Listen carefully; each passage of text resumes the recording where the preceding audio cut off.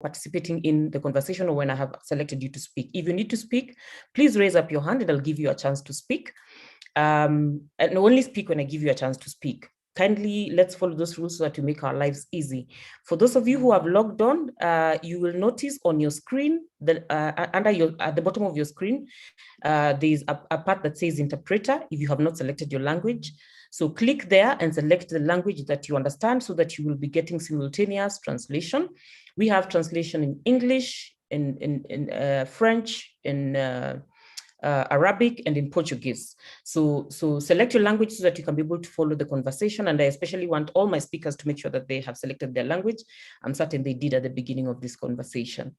Having said that, I'm hoping that we can enjoy this conversation. We are not here to speak at each other. We are here to speak to each other. We are here to generate knowledge, and we're here to also propose solutions and recommendations on how young people can actually be able to benefit from the AfCFTA, and most especially how they can be able to benefit from the One Africa market. Welcome once again, everybody, the 55 of you who are already in the room. My name is Stella Agara, and I'm going to be your host for the day. Before I bring in the people who are going to help me with this conversation, I need to just give a short brief of why we are gathered today. The ULEAD program and MSTCDC is partnering with GIZ to implement a program that is going to be able to first of all, identify the level of knowledge amongst young people on CFTA, and secondly, provide sufficient information for young people on CFTA to ensure that then they benefit on the first steps of the implementation of this groundbreaking instrument. The meeting that we're having today, the Digital Youth Dialogue on a One African Market, is intended to build the awareness and the capacity of African young people and to position them as key stakeholders and contributors in accelerating the implementation of AfCFTA. The single market, which is definitely the ultimate goal of AfCFTA and of course Agenda 2063, and it's an area where sovereign states are being called upon to completely integrate and ensure that then they're working with their partners, their neighbors, and in creating opportunities where young people can actually be able to take advantage of the open borders, of the free trade area, of the spaces opened in a one market space. Of course, there are certain conversations that need to be held when you talk about this. Mainstream businesses normally have more of an advantage because they are more established, and young people eventually find themselves at a disadvantage and struggle to understand either the policies or to deal with the non-tariff barriers, or sometimes just figure out how they can be able to transcend their border and sell their goods or their services across the borders. So as part of the AfCFTA Youth Inclusion Accelerator project that we're running, this Digital Youth Dialogue is going to collect ideas from the young people on technology-driven processes that are going to promote the One Africa market, how we can be able to take advantage of that. We have excellent speakers on the panel who are going to help with this conversation. And we are hoping that we can have and harness the capacities and creativity of young people to promote the purposes of the Continental Free Trade Agreement, and also the purposes of ensuring that young people then eventually get employment and are having sustainable livelihoods in the continent. All of you are invited to participate in this conversation and comment in the comment section on some of the ideas that you already have. And even as the conversation is ongoing, feel free to include your thoughts within the comment section, and I'm going to be sampling them as we proceed. Allow me to quickly introduce to you the first panel. We're going to be having two panels, and the first panel is a panel of duty bearers and policymakers who are going to be assisting us in assessing existing policy and institutional frameworks and required capacities for youth-led businesses to be able to take advantage of the CFTA. They'll be looking at the policy environment, they'll be looking at institutional frameworks, and they'll be looking at other opportunities that exist that young people can take advantage of in order to be able to benefit from the Continental Free Trade Agreement. Help me welcome Mrs. Miriam Mondosha, the manager policy and SMEs, market access and gender at the East Africa Business Council. She's here representing Mr. John Bosco Kalisa, the Executive Director of the East African Business Council, who was supposed to be in this conversation, but had to cancel last minute. And of course, he assigned the able Ms. Miriam Mondosha to come and represent us. Welcome, Miriam. If I should, great. If I should mention, the East Africa Business Council is the regional apex body of private sector associations and corporates in the East Africa with the single purpose of driving the East Africa community integration process through trade and investment. Ms. Miriam Mondosha is here to represent that interest, and she's going to be speaking on that. My second speaker on this panel is Mrs. Flavia Businge, the Acting Director, Customs, East African Community. Flavia has worked with the EAC for more than 9 years before assuming her role as an Acting Director, Customs. She has previously served as a Principal Customs Officer, Directorate of Customs and Trade, and she has 15 years experience in customs and tax matters. She's a lawyer by profession. Ms. Flavia Businge is going to be helping us to explore the conversation on tariff and non-tariff barriers and what happens to us when we now want to engage in cross-border trade. Ms. Flavia, welcome. My next Thank you, Mrs. Flavia. My next panelist is Mr. Stephen Asimwe, the Director of Policy and Business Development, Private Sector Foundation Uganda. Basically, the Private Sector Foundation in Uganda is Uganda's apex body for the private sector. It is made up of over 200 business associations, corporate bodies, and the major public sector agencies that support private sector growth. Mr. Asimwe is an economist by profession and is going to be helping us explore the entire subject of the CFTA and how businesses can benefit, but of course is also going to be going deeply into non-tariff barriers, and he promised to assist us in having a conversation about how to navigate COVID-19 as we go about this. My last speaker on this panel is all the way from West Africa, Mr. Olusegun Olutayo, the lead expert trade enablement National Committee on AfCFTA, who is representing the Secretary of the National Committee of the AfCFTA, engaging with stakeholders before the commencement of the Delta State AfCFTA Stakeholder Sensitization Program in Nigeria. Olusegun is experienced and trained in international trade policy and trade law. Welcome, Mr. Olusegun Olutayo. Allow me to Thank you very much, Stella. Great. Allow me to open this conversation by quickly asking Madam Miriam to share with us what is the one thing she's extremely excited about AfCFTA. Briefly, what is the one thing that you're extremely excited about CFTA and that you think young people should be excited about?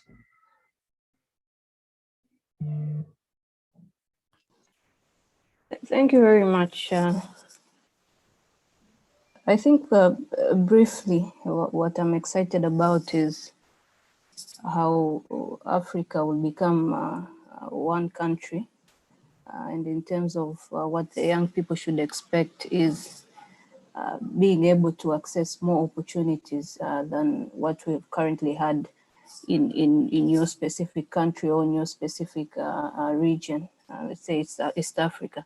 So I think it is that opportunity of being able to export your good to a country you've never thought of, or access a job in another country beyond your region or your country. So I think in a nutshell, for me, it is that opportunity that is there beyond perhaps what we are used to. Thank you. Thank you very much, Mrs. Miriam. Mr. Olutayo, if I may bring you into the conversation, you're a trade enabler. Mrs. Miriam says she's really celebrating the opportunity that Africa is going to become one country. How then do we ensure that we are promoting trade enablement and ensuring that we are especially ensuring that young people are actually enabled to participate in trade in the continent with the CFTA? Thank you, Stella, once again, and greetings to everyone and all the participants. First and foremost, I think we need to, and also thanks to Miriam for that insight. But for me, first and foremost, that we need to recognize is to the fact that AfCFTA is a rule-based agreement. That is key for all of us to have an understanding, meaning there are extant provisions, and understanding these extant provisions guarantee a numbers of opportunity for our youth across the continent. Because how will you trade with what you don't have an understanding of? Mm-hmm. What does this article say? What does this particular annex says? This, I believe, is the first thing to enable AfCFTA in such a way will we be able to begin to see the challenges and vis-a-vis the opportunity that is embedded with this instrument. I think that would be what I would be my response to that, looking at it. Yeah. Thank you very much for that feedback. I think understanding the policies, understanding what the CFTA said, and some of the policies that have been put in place to support it, to definitely enable young people to be able to participate in trade. Maybe let me bring in Mr. Simwe at this point. Mr. Simwe, you are the Director of Policy and Business Development at the Private Sector Foundation of Uganda. And I know that majority of the businesses in country are actually looking at ways of benefiting from this opportunity. Some, of course, are way ahead. Some of the macro businesses are way ahead of the micro businesses that are run by young people. And there are tariff and non-tariff barriers that have already affected the macro businesses. How do the young people then take advantage of the CFTA to protect themselves from or to at least avoid tariff and non-tariff barriers as they are engaging in business across borders? Thank you very much, Stella, and good afternoon to everybody. That's a very good question. Let's start from again, just to build and appreciate my colleagues who have just made some submissions that Africa has a fantastic population of 1.2 billion people. That's a consumer market. And I was just checking out the statistics that over 65% of that is young people, which basically gives you an average of about over 750 million young people to take advantage of the 1.2 billion market. Mm-hmm. We need to understand and appreciate that we are competing with huge markets like India and China, and obviously the Americas, and a growing population of Europe. We also need to appreciate that Africa has the fastest growing population, which then means that we have the fastest growing consumer market. Many Africans from time of independence have gone to school, they have got skills, we have professional people. And so there is quite a very, very good opportunity for us as Africans and obviously the young people. The plan of the AfCFTA, of course, is to create a single market for people to trade in goods and services. But that also comes with the free movement of persons, investments, and opportunities for us. However, with that good story comes with its a very protective, non-inclusive trade barriers that have affected us. We've seen in the last couple of years the growth of the integration groups like the East African Community, ECOWAS, SADC, Maghreb states in the north, but even in the spirit of trying to come together, has also emerged another spirit of trying to close and be inclusive.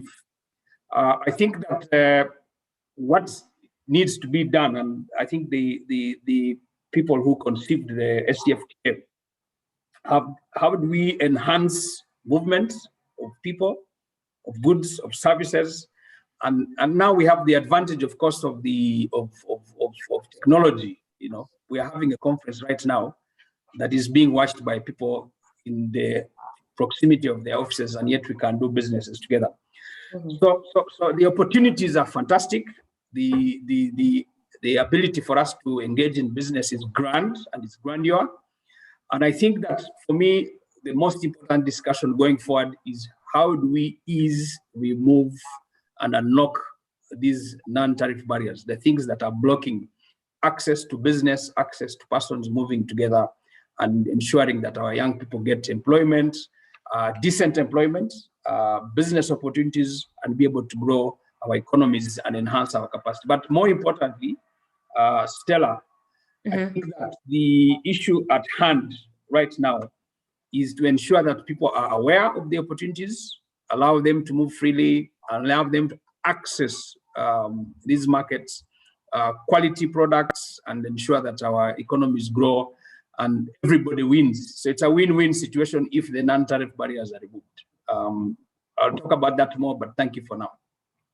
Mr. Simo, let me just push a little bit further. What is the private sector foundation in Uganda doing to promote youth participation in the CFTA? Are there any policies, any procedures, any support systems you have put in place to just help the young people to understand and participate in this CFTA? That's an excellent question, Stella. The Private Sector Foundation of Uganda is the apex body that brings together sectors of manufacturing, oil and gas, minerals, tourism, ICT, trade and commerce, finance, agriculture and agribusiness, construction and real estate sectors, logistics and transport, professional services.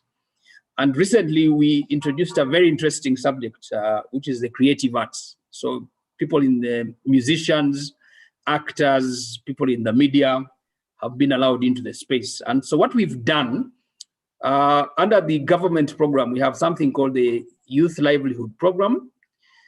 We also have a microfinance facility for young people and women. We are very gender sensitive.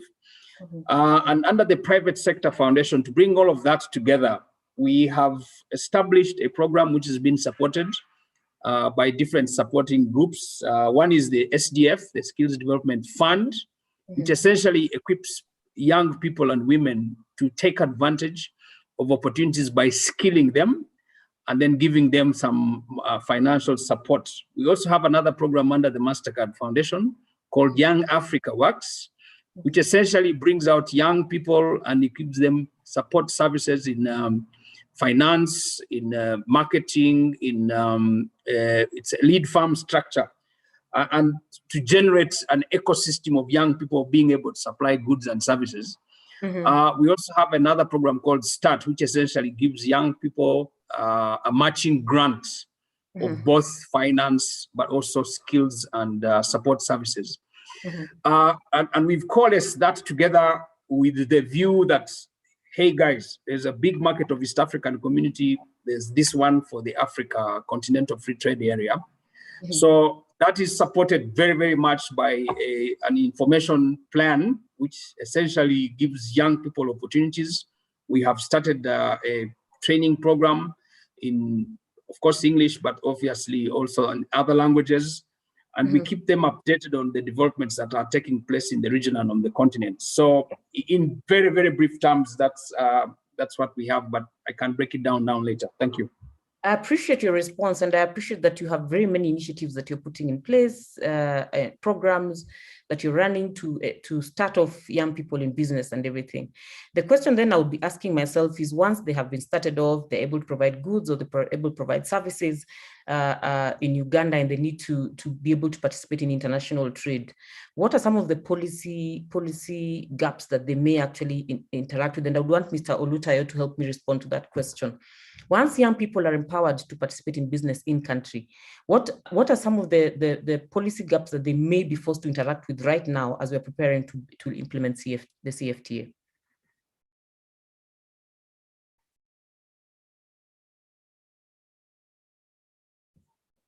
Mr. Olutayo, can you hear me? Yeah, can you take that again? I asked, I'm saying that. Can you hear me? Yes, I can hear you. So I'm asking that once we have built the capacity of young people to participate in business, as Mr. Asimwe has alluded to the initiatives of the Private Sector Foundation in Uganda, and we have provided capital, and they're already providing goods or services in country. What are some of the policy gaps that they're going to interact with when they get into the international trading space? especially as far as CFTA is concerned?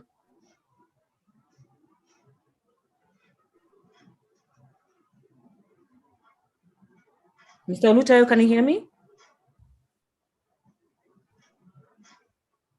Yeah, I can hear you, but you are breaking. But if I can understand what you are saying is from what the last speaker said, based on the program that they are roll out, looking at the specific from Uganda, I believe that what more can be done to galvanize the youth across the continent. All right. So the way I will be looking at it and trying to say for emphasis is that, in my opening statement, because I like to look at it from the instrument that we have now. And that instrument is called the AfCFTA agreement. And I'm going to build all my discussions around it. You cannot trade in a market you don't have the understanding of it. The market we are talking about is the single market, and I like to call it the billion market. So I'm speaking in that mindset of a billion in terms of value now. And then for you to begin to say you are benefiting from that market, you need to begin to have access to that particular rules or what the agreement says, or what does the annex says, what does the appendix says. For example, all I'm hearing now is you can export cross-border trade. But let me ask you, does the agreement just say you can just leave Kenya and then say you are going into a particular state party? Peradventure, you have deposited your instrument of ratification. The answer is no. I cannot just wake up from Algeria or from Uganda and say, okay, I'm exporting into Nigerian market. Then you need to begin to understand the rules of origin. This goes to the heart of AfCFTA instruments, the rules of origin. Are we familiar with the specific rules of origin? What does it say? What are those criteria? How many of us are even familiar the percentage of negotiation as of today? This, I believe, we must begin to get familiar if we are going to have a much more benefit from the AfCFTA market. And in addition to that, in the 60s, our forebears, our leaders, the slogan is political emancipation. May I say at this forum that AfCFTA is that what we can now begin to say economic emancipation. So, and it is for the youth to begin to see it from that perspective. It is good to agitate. It is good to protest. It is good, but it is now time for us to begin to have a constructive organization, a constructive agitation, and say, no, the agreement says this. This will not work for us. This is too stringent. What do we do? How do we do it? And when all those organic questions are coming, then the policymaker or whoever be at the top, they will be forced to say, okay, this is what you can do. This is what must be done. And then when you begin to look at it again, AfCFTA gives room for what we call value chain. Value chain. So it's not only that I want to export X and Y. The value chain of X and Y, youth can plug into it, both at the domestic and even at the continental level.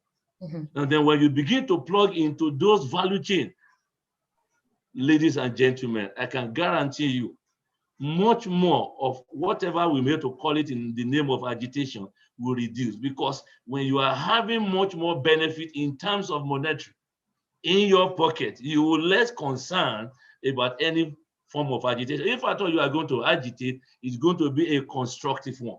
So these are my perspective. This, I think, can be more that we can galvanize, the entire continent youth behind it. And I'm going to share this for some of us that are very good in reading. What makes China China today? Very simple.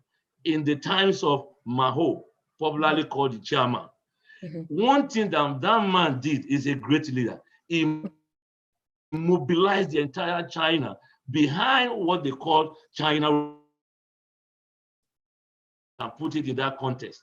everybody get to know what that book talks about, line by line, comma for comma, paragraph for paragraph. And I think youth lead platform can also begin to look in that direction. See how we can hand over this agreement to all the youth platform. And let us begin to agitate that, get to know what this article says, get to know what this annex says, get to know what this protocol says. And when we begin to grab that understanding, and then we begin to see, oh, I can plug in here, I can plug in here. Okay, Stella, maybe I say this and I pause. This agreement gives room to what we call special economic zone. I think you make very compelling arguments. And guess what? Guess what? From our own side, hello, can I just wrap up this thought and then I will pause? From our own side, that is in Nigeria, we have been able to conduct a study and we have been able to see, you know, if I'm using this figure of thousands of opportunities.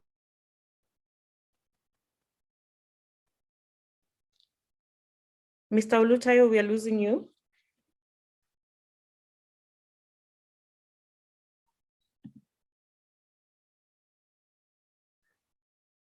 Mr. Olutayo, we are losing you. Hopefully, I can allow you to finish that point when your network stabilizes. Can you hear me? Now we can hear you, yes. Yes, you can just wrap it up. Can you hear me now? Yes.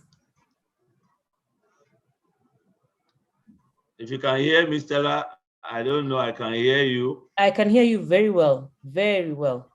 Okay, so let me just finish that thought.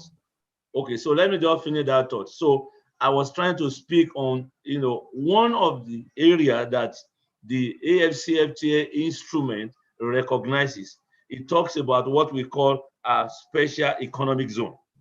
Now, special economic zone, based on one or two research that we have been able to do at the National Action Committee, I tell you for a fact, gives hundreds of opportunity to youth that they can plug in.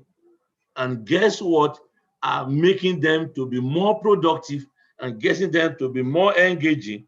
And it is within that same agreement, Article 9 specifically, of the Annex 2 of Rules of Origin. So again and again, I'm going to build the entire of my discussions and responses around the instrument of AfCFTA. I will pause for now and I'll wait for further interventions. I thank you. Thank you very much. You make some very compelling points. I think I need to definitely underscore the importance of research, and I'm glad that you have been able to engage in research on even in Nigeria, and that you are using empirical evidence to actually guide the processes that you're engaging in. This is a good place for me to announce that the ULEAD program has been able to conduct, rather to do a scoping study on youth engagement in the CFTA, and we have quite some compelling information that we will be sharing with you very soon during the launch of this report on you know, the youth knowledge levels, the youth experience, whether they know how to take advantage of it or not. And I think we did consultations around the continent, and this would definitely come in handy in terms of guidance. You also mentioned something very compelling about knowledge, and knowledge is extremely key, and the fact that young people need to actually figure out about the rules of origin, need to figure out what the CFTA itself says, what provisions are available, what limitations are available before they just leave their country to go and try and trade across border. And I hear you talking about value chains and them plugging themselves into existing value chains.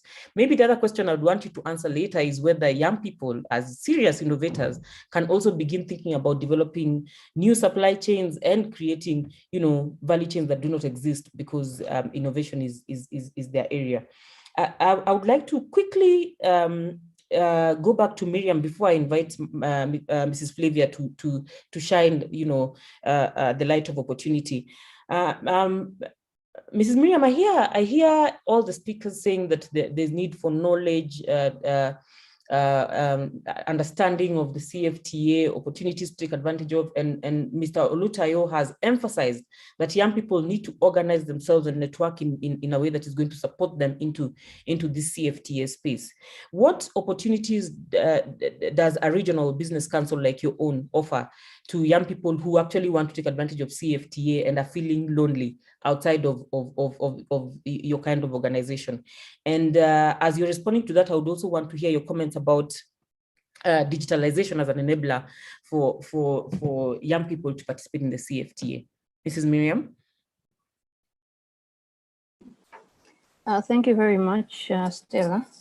I think EABC also being an apex organization for the private sector,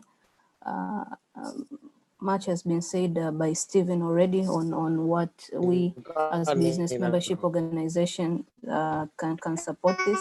But in a nutshell, I think I would just like to, sorry, I think there's someone else talking. Could one of the hosts, co-hosts help me to mute Okello, please? Somebody please help me mute Okello. Thank you. All right, thank you very much. Yeah, so I think in a nutshell, what we also offer is capacity building.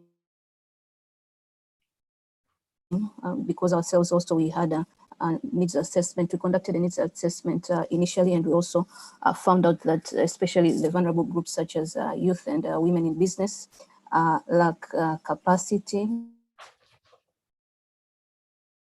They don't know what the AfCFTA is, what it entails, and how they can also position themselves to take advantage of all the advantages that are brought forward. So I think the main thing that we do, we've also partnered with Trademark East Africa, and what we are doing currently is we are offering trainings on rules of origin, on what the agreement is, and all the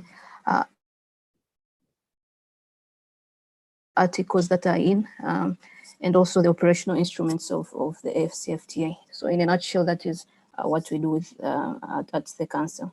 And I think going to your second question, I think a lot has been said already about the potential AfCFTA has in terms of providing benefits to stakeholders, being business people, citizens, governments, and so on. And I think one of the critical things in ensuring that we take advantage of those benefits is through enablers as digital connectivity. I think digital connectivity is critical in terms of facilitating trade in the continent. Sorry, and I would like to focus on I think three things here. I think the first one is it enables a free flow of information and data.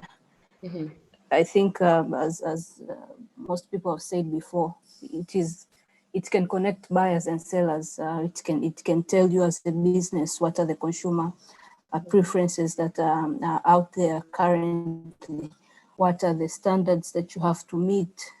For example, let's say to be able to take your goods to, let's say, Ghana, and what are the regulatory requirements that are in place in order for you to comply with. And I think also the other thing that it can do is it can also reduce the trade costs by addressing the structural barriers that are there. I think some things we know that at the border, for example, digital connectivity can help you not be there physically, not providing physical documents in place. We have many barriers such as language that are in place, but I think through digital connectivity, we can address those issues, and in turn, we can reduce the trade costs. And I think with this also comes the issue of modernizing our custom management procedures. And I think maybe Flavia would speak more on that, but I think it has a huge potential in addressing example from one country to another. And I think last but not least is and especially this is particularly useful now to youth in business. I think utilizing the digital tools that are available is critical for businesses that somehow lack capacity. I think most young people don't have the muscle, they don't have the financial muscle and capacity, for example, to know what the market in Nigeria, let's say, is. But I think through through digital tools that are available, for example, the e-commerce platforms. Sorry, Miriam. Thank you. The person has been muted. Proceed, please. Yes, so through the digital tools that are available, for example, the e-commerce platform, even the small businesses can now participate in trade because it doesn't require you a lot to this markets. So I think digital tools can be used as an enablers. And I think most of operational instruments under the CFTA are such as the online negotiating forum. We have the online mechanism for eliminating and reporting non-tariff barriers. We have the Africa Trade Observatory, which provides trade information. They're all digital tools. So I think it is critical in also ensuring that the implementation of AfCFTA is now. Is we also have to ask ourselves: are we digitally prepared as a region or as countries? If you look at the internet penetration currently in Africa, it's still very low. 4G penetration is particularly very, very low. And even for some of us that stay even in cities, you'll find that you have access to 4G, but you're still complaining that the internet is still very, very slow. So I think also trust is another issue that consumers have currently. So I think moving forward, we also need to look at it from the policy level. We need to look at if the environment that we've put in place is enabling digitalization. Do we have regulations that are in place for consumer protection, for privacy, for ensuring that we are digitalizing? And if we look also at youth in business particularly, I think it is also time to look at the businesses that we have. How are we integrating ourselves into the digital world? Do we have payment systems in place? Do we have digital payment system in place that are embedded in our businesses?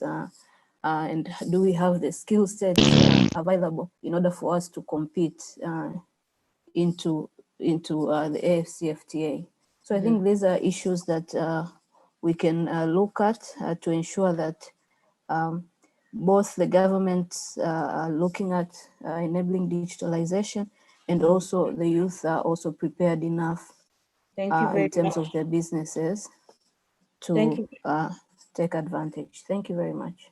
Thank you very much, Mrs. Mondosha, for those very compelling submissions, and especially on matters of connectivity, the free flow of information. Mr. Olutayo has been saying that young people need to get information. I was about to ask him the question of where youth should go and find information about the rules of engagement, and then I remembered you on the panel, and I figured it would be an opportunity for you to brag and to show that you're already training young people on rules of on the rules of engagement and even the content and the rules of origin and all those. I also hear you talking about e-commerce, an area that young people actually have quite some privilege in because they are more involved and how they can take advantage of e-commerce platforms to reach across the border without necessarily having to travel. And I'm glad you mentioned modernizing customs management, and this is the point where I bring Mrs. Flavia. Before I bring in Mrs. Flavia, I'm going to ask my any of the hosts or the co-hosts to please either remove Salsa Tequila or communicate to them to stop interfering with the meeting. Thank you. So as I bring you in, Mrs. Please Flavia, stop interfering. as I bring you in, Mrs. Flavia, it would be nice for you to actually share with us some of the opportunities that exist, because the youth in this conversation have just been hearing conversations about what they need to know, what struggles there are as they are getting into this. But then there are plenty of opportunities, and I think I'm opening the floor for you to just share opportunities and shine some light before we allow the audience to comment. Ms. Flavia? Thank you so much, Stella. Actually, most of the opportunities have been highlighted by the panelists on board. But I will just say that with the outbreak of COVID, we quite have a lot of opportunities in line of manufacturing. You can see that within our region, it's been really an opportunity for most of us to undertake manufacturing of simple or essentials that are required for combating this disease.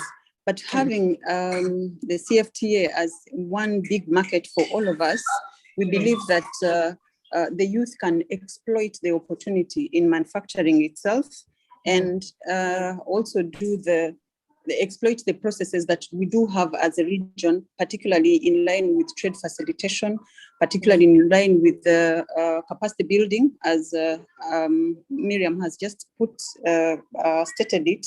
We have got quite a lot of opportunities in sensitization, especially the cross-border traders that we do have in e-commerce. You can see that we are trying to digitalize the customs systems with the postal services and any other service provider in terms of those that are courier companies, basically. So it is an opportunity for us to be able to engage in that, and also engaging the private sector. We believe that the private sector and the youth, being the young population today and the future private sector, we think that in the policy making that is being done, normally they are not really engaged. So we would like to encourage them to be part and parcel of developing policies, so that they can fully understand what is contained in the integration process. They have mentioned the procedures in terms of rules of origin, or in terms of what is required to transfer one commodity from one partner state or from one member state to the other. So it is very key that they are part of the process. And as a community, I think you know that the East African community has always been ranked among the best recs. We have put in place policies and procedures. We have simplified trade and clearance procedures. So all those are key to the transfer or export of goods from one region to the other. So without dwelling much on that, because most of the areas have been mentioned, I think it is key that we exploit what we have achieved as a community and leverage on the existence of all that to make sure that we exploit the market that is outside there. Thank you, Stella. Thank you very much, Mrs. Flavia. And because I've given you the last chance to speak, I am going to throw you right in the deep end. Corruption is a big subject, and I'm sure most of my audience here is asking themselves when this is going to come up. I'm glad Mrs. Miriam mentioned the online reporting platform on non-tariff barriers, and corruption is one of those non-tariff barriers.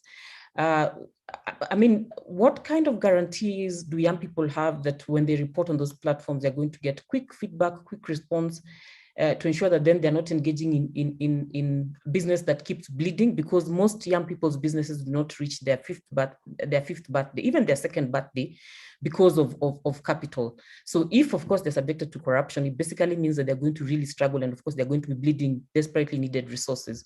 And even as I speak about that, I listened to a speech by the billionaire Aliko Dangote, who was saying, as a person, he still has not even been able to access all the benefits of CFTA, because already he's being asked for bribes in several countries. And I think he mentioned quite a couple of them, including Botswana, and I think he may have mentioned a few of their neighbors in West Africa who are already asking for bribes before he establishes businesses in their countries. What opportunity is there for young people to actually participate actively in ensuring that then the conversation transforms as far as that matter is concerned? Thank you so much. Corruption is quite wide. I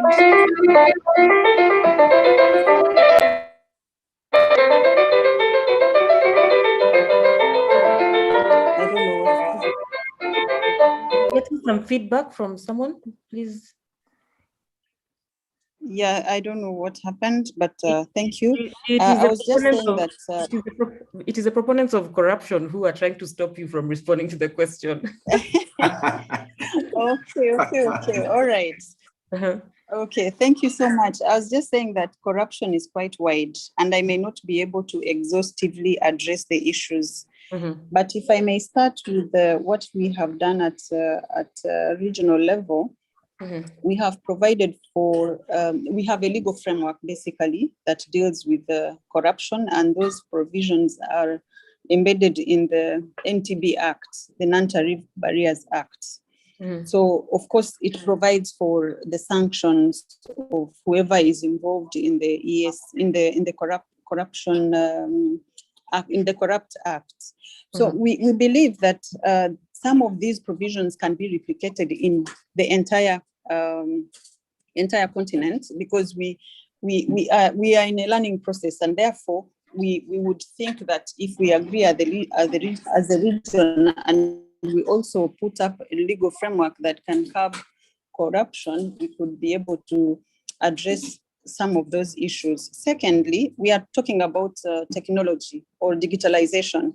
This is where we are trying to do away with physical interaction of clearance of goods, where it involves Flavia and maybe Miriam, where they have to get in touch in terms of negotiating the price or how much we have to pay for the goods. So if I have to do that through the system, then there is no physical interaction in terms of clearance, for instance, in terms of agreeing on the cost. So we believe that once we fully interface our systems as a continent, we will be able to address the issue of corruption.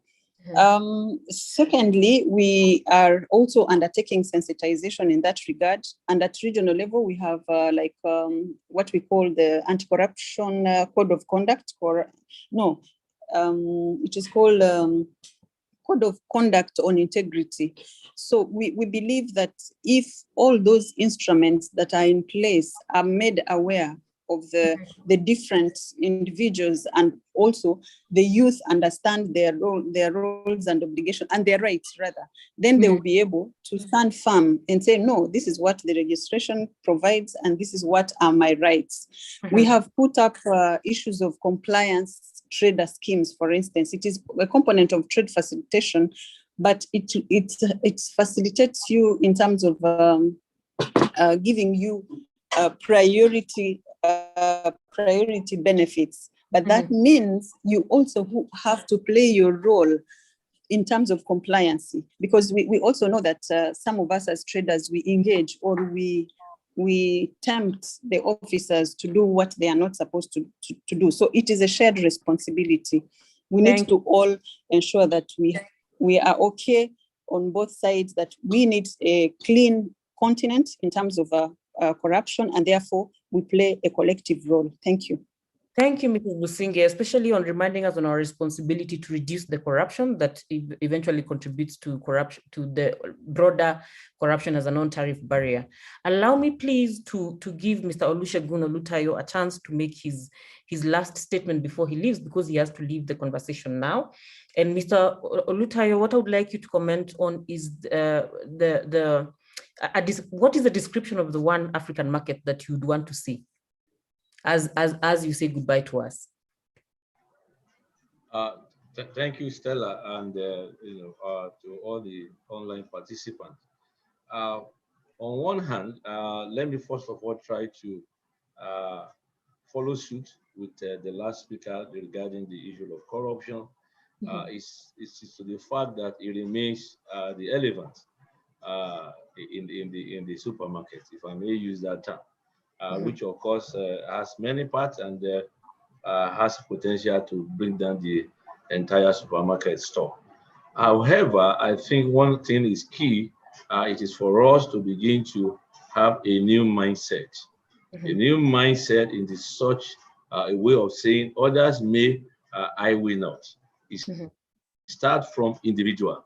It starts from individual. Why others will do it, you will tell yourself, no, I am not doing it. This is what the rule says. This is what the process says. And if we begin to have that, it's going to be a chain of reaction. And then it goes on and it goes on.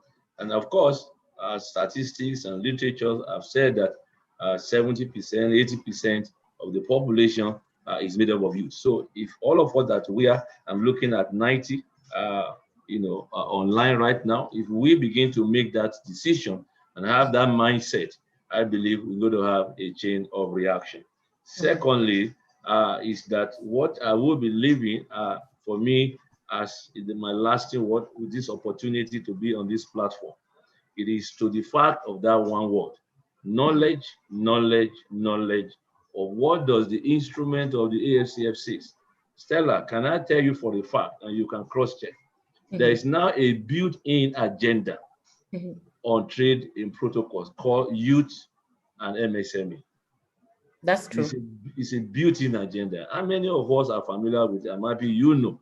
How many of us are familiar with the details of that, although they are still trying to flesh it out? So this is the way to go. When we that I want to know what this agreement says. I want to know what this annex says. And then you begin to see that when you have that knowledge, then you can spread it. When you have that knowledge, and then you can spread it. And much more, which is final, is that let's begin to look at the payment system.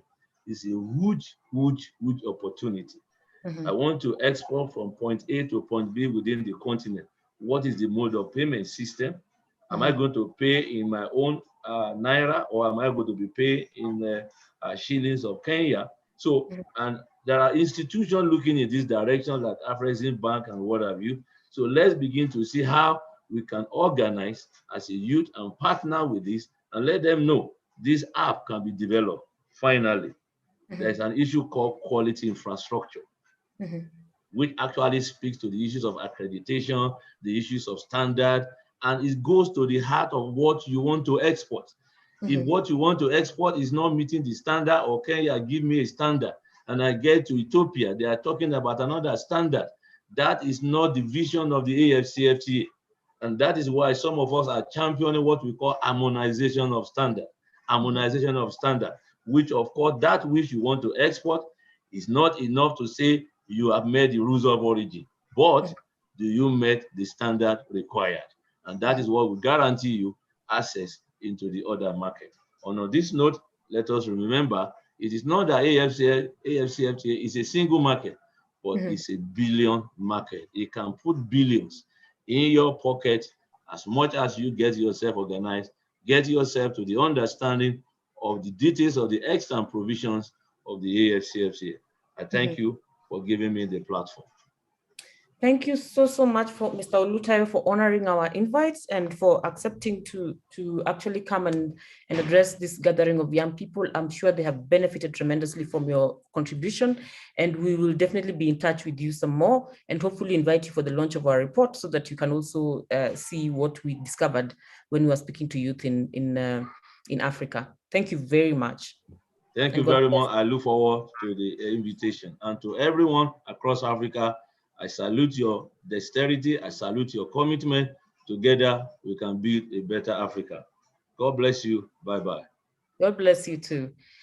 As Mr. Olutayo is leaving, it's important that I also point out that there's quite some positive feedback in the chat room. I see someone acknowledging that Mr. Asimwe has really talked about very good ideas and programs in Uganda. The person is questioning the impact, and that I think is something you can leave for another conversation. Martin Luther Munu is asking, what are some of the manufacturing opportunities and the service-oriented opportunities that the youth can take advantage of for regional exports? And he says some examples would be appreciated. Maybe Flavia and Mr. Asimwe, you're going to respond to that. He's asking about some of the manufacturing opportunities and the service-oriented opportunities that the youth can take advantage of for regional exports. And then there's one more from Oscar Obel, who says, they're doing something with the Uhuru Institute for Social Development in Uganda by supporting cooperatives in Uganda to tap into the free trade through the continent by creating an e-commerce platform to trade regionally and continentally. And he says this is inclusive intercontinental logistic companies to move agricultural goods, basically showcasing some of the work that they're already doing. But maybe if you could respond to that first before I give maybe 3 more people to ask a chance to ask questions. What are some of the opportunities in manufacturing? If you can help Munu, understand the opportunities in manufacturing and service-oriented opportunities. Maybe Flavia, you'll go first, then Stephen. Yeah, thank you, Stella. I think there are quite a number, because if you look at the opportunity that the East African community gives in terms of incentives, I'm just talking in line with the taxation process. You realize that we have got quite a number of remission of duty that is given in different sectors. For instance, we had a visit in Uganda where they are assembling motor vehicles, and it was very impressive that it was basically the youth. It is a university, I think, project, and the youth are they are very key in that entire process. We saw another in Kenya where they just had machines for knitting, that is in the textile sector. So it will depend. The opportunities are quite huge, but I'm just saying that if interested, the community provides for tax incentives that will allow you to bring in the raw materials at a remitted duty, so that you can be able to produce and be able to sell. That is in terms of promoting exports. So I believe if any kind of interest that is thought of can be really appreciated, and we can be able to facilitate. So that maybe that's all I can say. Thank you. Thank you very much, Mr. Simwe.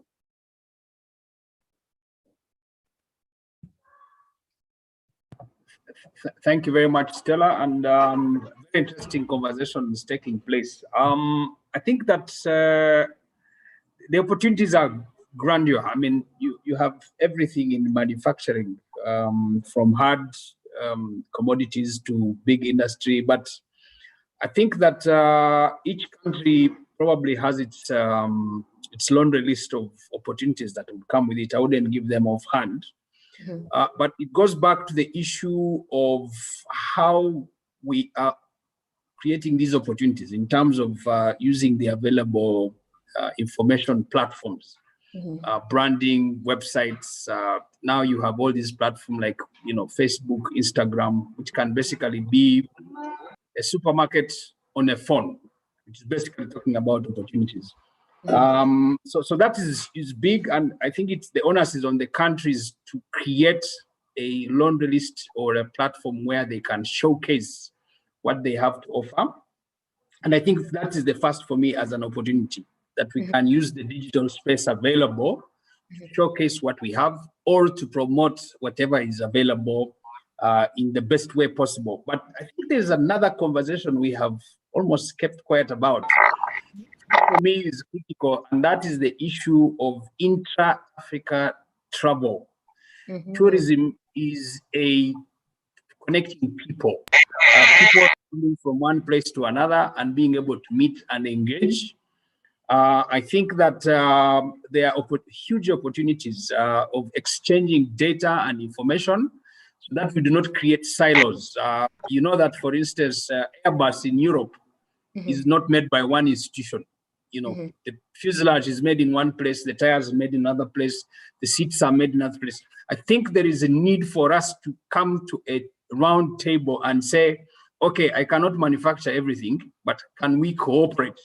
And I think that the young people are very, very versatile in terms of how do you cooperate. I've seen this with music. I've seen that young people can come together and create an industry that is almost invisible, but is generating lots of opportunities. And I think that ICT is one of them. Tourism, people traveling from one place to another and being able to exchange experiences, food and cuisine, culture and heritage, being able to appreciate. I did a business about 20 years ago, which was East African in nature. But every 50 kilometers that you move from one place to another, you have a different experience. Africans are warm. They are very, very accommodative. They are very hospitable. And I think intra-Africa travel opens doors and opportunities. And I think that's an area that we can use. Fortunately now, Africa has expanded in terms of media space. We have more TVs. We have more, somebody talked about the internet space. But if governments can make it cheaper, more affordable, more versatile, it then opens opportunities for us to showcase what we have to offer and promote. And I think that could be one of the ways to start from that engagement from young people. Great. Thank you. Great. Those are quite some great ideas. For someone who said you can't come up with them at the top of your head, you've given us quite some good ideas. Dina Akui is saying she's particularly thrilled about the idea of digitalization on clearance of goods. And she says, hopefully it may help reduce corruption, which frustrates most businesses. I am fully in agreement with you, Dina. Oscar Obel is giving evidence. Mrs. Mondosho, Oscar Obel is giving evidence of how they have been able to mitigate corruption by doing prepayments through, so they have a cashless policy throughout the model that they're promoting for trade. And I also see Francis Alexandria, who has quite a lot to complain about today, but he's actually agonizing about the fact that some governments shut down internet. And yet internet is needed for business, especially for political reasons. And he's asking, how can this be addressed? I don't know if this is a question you want to address today. And bearing in mind that I also have a youth panel that I need to bring into the conversation right now. But there's a question from Ali also. And it's the question is, what is the period of youth? What is the period of youth of Fs? Could someone please remove Gabriel Jesus from the meeting if he's not going to be able to mute himself? Ali Uthman is asking, what is the period of youth in the promotion of AfCFTA in their communities until international community does not approve? Oh my God, this question does not approve the consensus for acceleration in verification and implementation of goals of AfCFTA. Quite a long question, and I think it's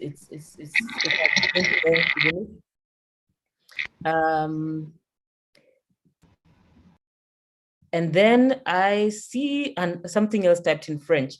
So I'm going to open the floor for two questions, just two questions. And if there's anybody who has a burning question for the speakers, and then we close this conversation.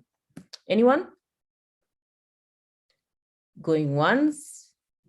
Idris Yusuf, keep it very short. I'm giving you 30 seconds to ask your question.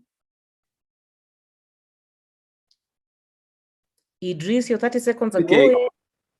Yeah, I'm not asking a question, just one contribution. 30 Can seconds. I go ahead? I can still do it, yes. I can do it. So I've been in the e-commerce space for 8 years, and for the youths on this call, you can make your next 2 years to just help people sell their made in African products. Then after that first 2 years, you can start manufacturing your own product. Thank you. That's just that was short. Thank you very much for that.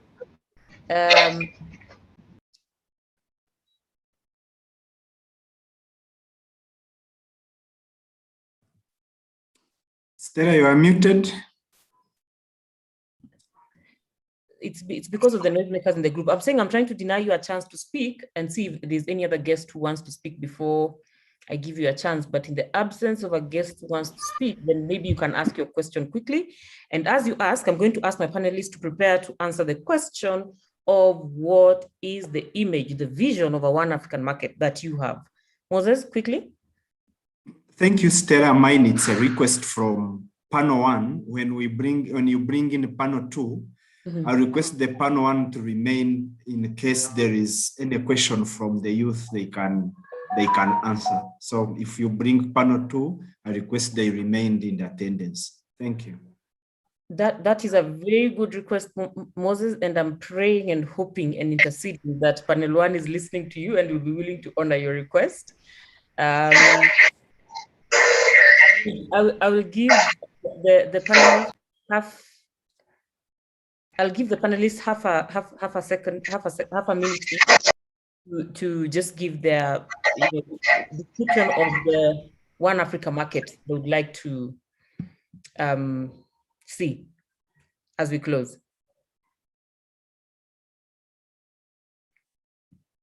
Let's start with Mrs. Miriam, your vision of the One Africa market. Thank you very much, Stella. Mm-hmm.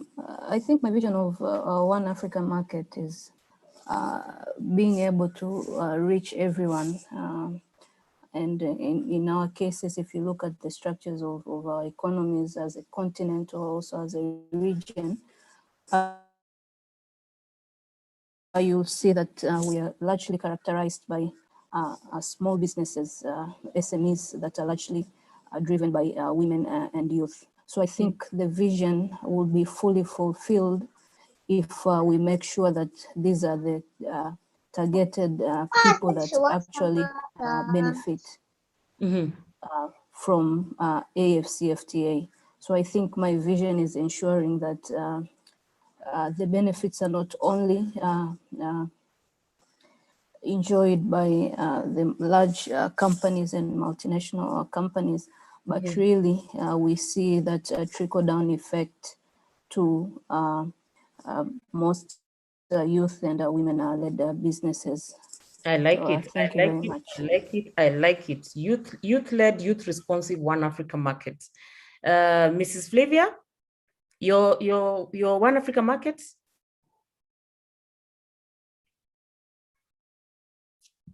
Thanks, Stella. My One Africa market would be private sector driven and free movement of goods. That means less restrictions in terms of non-tariff barriers and any other restrictive measures that any country can put in place. That is what I want the One Africa market to be. Thank you. Thank you very, very much for that. And to the only gentleman left on the panel, Mr. Simwe, your words for the One Africa market that you dream of. Thank you, Stella, and everybody for those very nice words. I dream of a One Africa that has a powerful industry, that is well connected, that people are flying from one capital to another by train, by air, by water. Young people who are innovative, who are creative, who are versatile. A country that doesn't have poverty because businesses are flowing, people are rich. A One Africa that is so powerful that Europe and America and China no longer put us at ransom. An Africa where people are smiling and going to work with each other and are able to connect. But an Africa that has hope, that has vision, that has that really, I really want an Africa that has one airline, one bank, and a label called Made in Africa. I really love that day. Thank you. Thank you very much, Mr. Simwe, for that. One Africa that is very happy to be one is what I hear you saying.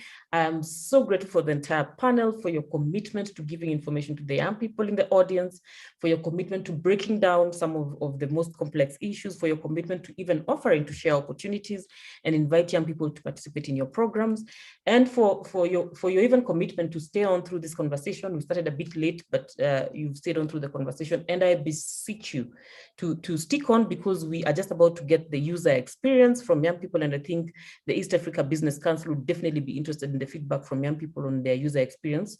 And of course, Madam Flavia, yeah, they'll also be talking about their experience with customs, because we're talking to exporters. It would be nice if you sit and listen. And Mr. Simwe, please, it's important that you stick around and listen to the young people, because they have some useful conversations to have. I really appreciate you May God bless you tremendously. And thank you so much for proving to the audience that I was right when I said I have a powerful panel to help me with the first conversation. I will immediately switch gears and invite my second panel of young people. And this group is going to help me, this group of young business leaders is going to help me discuss their experiences on cross-border trade and examine the opportunities and challenges for youth-led businesses within. And this is based on their personal experience. To assist me with this conversation, I have Mr. Yusuf Askur, I hope I've pronounced his name right, the founder of Essaouira Space Project for Young Entrepreneurs. Mr. Yusuf is from North Africa. He's a young entrepreneur who's very interested in social and solidarity economy, which I like to hear. He's an entrepreneur in the field of communication and media. Of course, I have mentioned he's the founder of Essaouira, and he's also the founder of Parego Project for Children with Diabetes. He's the founder of Maroc Culture Project. He's the recipient of the Human Development Hackathon Award for Social and Solidarity Projects. This man is quite endowed as far as accolades for his work. A graduate of Safiri Lab Program for Creative Social Projects in North Africa and the Middle East. I'm going to do the rest of the accolades. Google is your friend. You need to find out what more Mr. Yusuf has been able to achieve for himself. Welcome, Mr. Yusuf. My second panelist here is Mrs. Ajamila Perez Asomo. Before I introduce Ms. Ajamila, I would like to, yes, she's here. Ms. Ajamila Perez, I hope I'm pronouncing these names right. Asomo is the Executive Director of Panela, Central Africa. I see that the motto is starting with small money is possible. Ajamila Perez Asomo there's someone who's giving me a lot of feedback. Could someone please mute them? Ajamila Perez is a recent psychology graduate and okay, I'll do that. Thank you for that request. I had warned you people that I speak very fast. Ajamila Perez Asomo is a recent psychology graduate. She struggled to find work and thought of entrepreneurship. She then applied with only an idea in mind, and she has a story to tell of how she was able to come out of her state of unemployment and actually originate Panela STEMs. Welcome, Mrs. Ajamila Perez Asomo. And then my third panelist is Mr. Rotimi Olawale Opeyemi, founder and chief executive officer of JR Farms from West Africa. He's actually doing business in Nigeria, Rwanda, Netherlands, and Zambia. He's passionate about creating jobs and ensuring food security with a focus on Africa. He was recognized as a young leader in Africa's agricultural space, addressing global audiences at various high-level meetings of the African Development Bank, Harvard, ILO Africa, and he's passionate about creating jobs and ensuring food security across Africa. Welcome, Mr. Rotimi.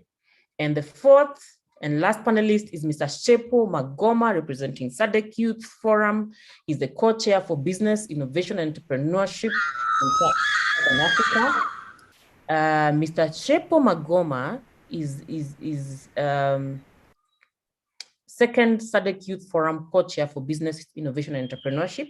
He's a researcher, strategist, and innovator with experience working in Africa on small businesses and social enterprise sector.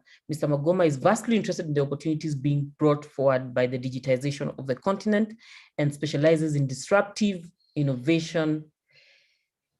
Disruptive innovation. I like to hear it. And of course, international relations. He's a huge advocate for youth entrepreneurship and has worked widely in the NGO sector. Mr. Shepo Magoma, I welcome you.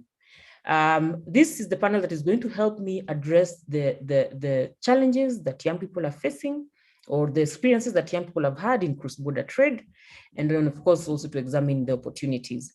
I'll start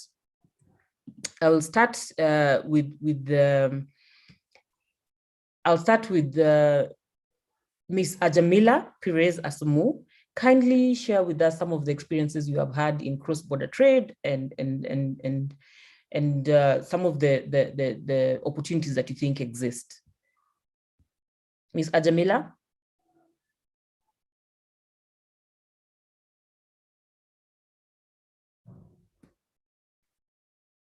Mrs. Ajamila, if you could unmute yourself. Could some of my co-hosts please help me support Ms. Ajamila as well? Excellent.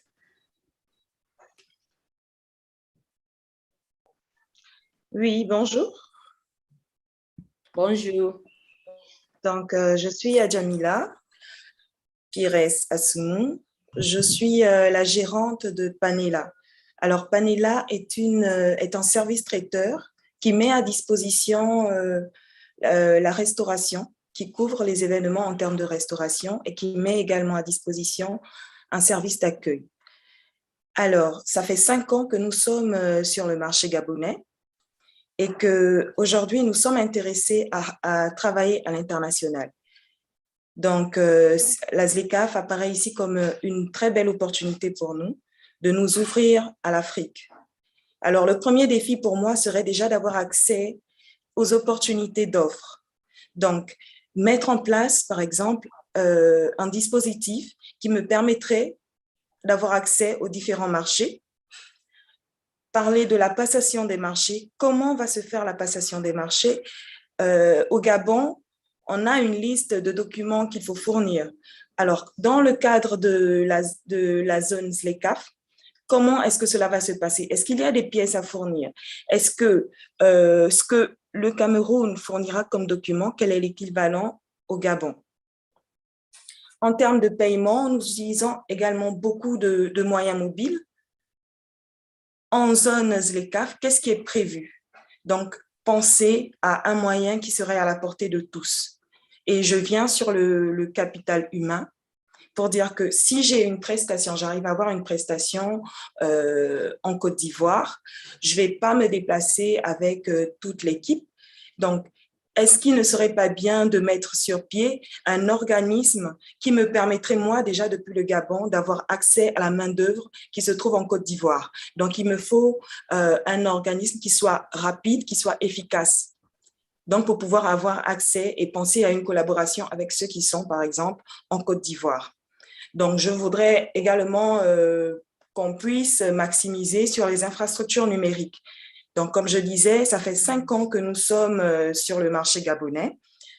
Ceci est dû déjà à la communication que nous faisons.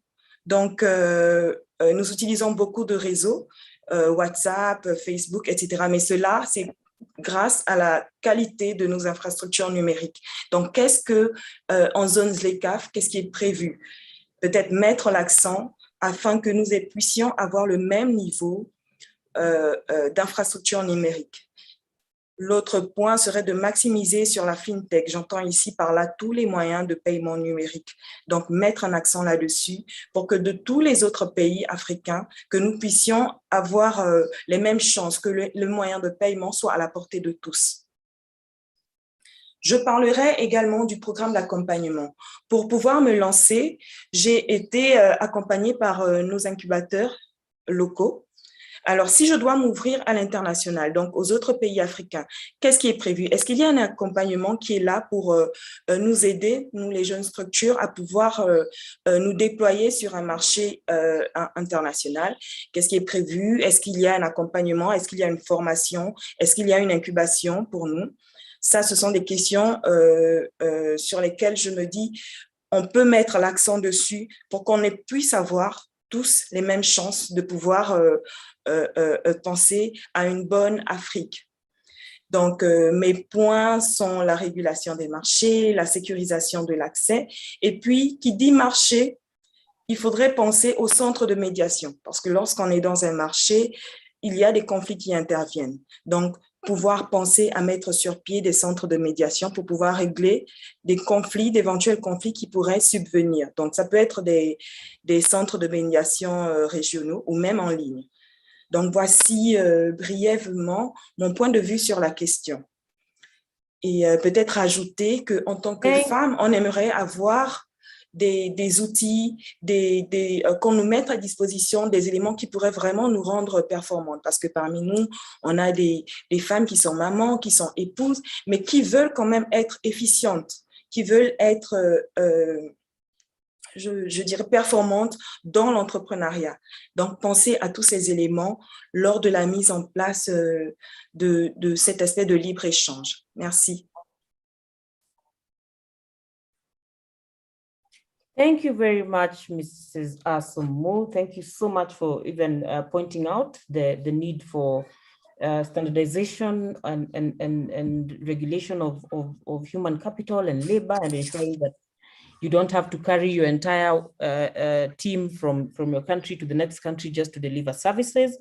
I heard you mention about mediation centers for conflict, and especially in the regions where we have serious struggles across our borders, or where we're having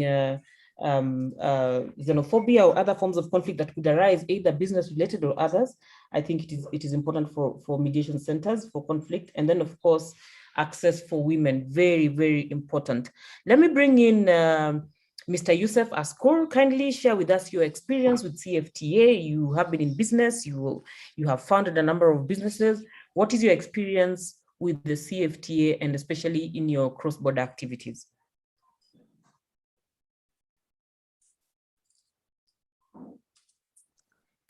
أولا تحية طيبة لك ستيلا وللمنظمين لهذا اللقاء القاري الإفريقي الذي أعتقد أنه مهم جدا وأساسي، كونه يخلق جسور التواصل بين مختلف الفاعلين.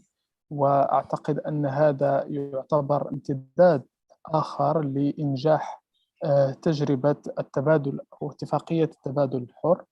وبداية أود أن أذكر أن المغرب أيضا يعتبر أحد الشركاء الأساسيين جدا في اتفاقية التبادل الحر، والتي يشتغل بشكل يعني كبير لأجل تفعيل مقتضياتها، بدءا بخلق مناخ من الأعمال جيد وصحي بالنسبة للمقاولين الشباب، وأيضا من خلال دعم المقاولة الصغرى والمتوسطة كأحد الدعائم المهمة جدا في منظومة اقتصادية داخل المغرب. أنا بصفتي مقاول شاب يعني أود فقط أن أشير إلى أنه اليوم أفريقيا هي محتاجة بشكل كبير لشبابها وللمبادرات الفردية في المجال الاقتصادي، كونها تنطلق من القاعدة، يعني من تلامس المعيش اليومي للأفراد، وتستجيب أيضا لفلسفة الحاجة، لأن أغلب المقاولات الصغرى والمتوسطة هي بالأساس تقوم بحل مشاكل مجتمعية، وهذا يساهم بشكل كبير ويلتقي مع الجهود التي يقوم بها المغرب في مجال إنزال وإعمال مقتضيات اتفاقية التبادل الحر. أيضا أحضر معكم هنا بصفتي ممثل عن جمعية مبادرة وتنمية التي يرأسها السيد المحترم علي زمهرير، لأبرز أيضا تجربتها في مجال التشبيك بين الشباب وخلق فضاء آمن للمقاولين الشباب، بالنظر لأهمية وجود هذا الفضاء الحاضن للمبادرات الشبابية ودعمها لأجل أن تكون ناجحة. قلت في البداية أن أغلب الشباب الذين يدخلون إلى مجال المقاولة هم بالضرورة يحاولون الإجابة عن مشاكل مجتمعية. أعتقد أن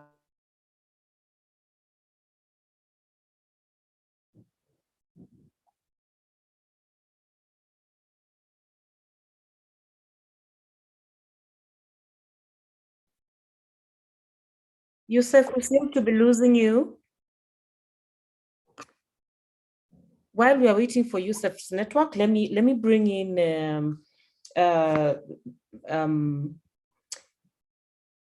Rotimi. I'm bringing in Rotimi to give us his experience and especially to share some of the challenges that he's facing as one of the people who's actually practicing his business in in about 4 countries. Rotimi, what has your experience been? And we are saying CFTA is a great thing. What are some of the things that you would give the CFTA agenda a slap on the back of their hands for? Yes, thank you so much, Stella. Please, if you can switch on your video for purposes of our media. Sadly, I can't. I'm sorry. I'm here. That's all right. I'll call you back, Youssef. I'll call you back. Yeah, I'm here.